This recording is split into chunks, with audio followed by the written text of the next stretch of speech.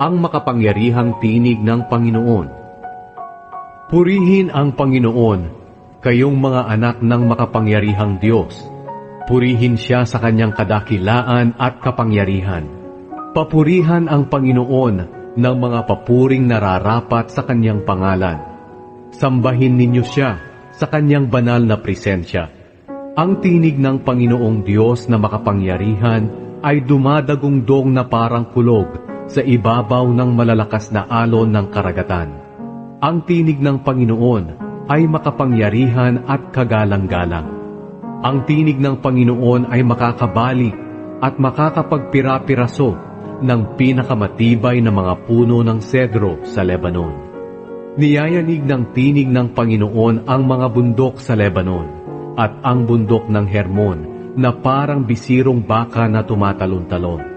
Ang tinig ng Panginoon ang nagpapakidlat. Ang tinig din ng Panginoon ang nagpapayanig sa disyerto ng Kadesh.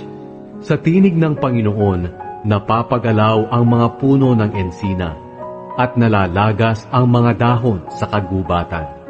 At ang lahat ng nasa templo ay sumisigaw, "Ang Diyos ay makapangyarihan!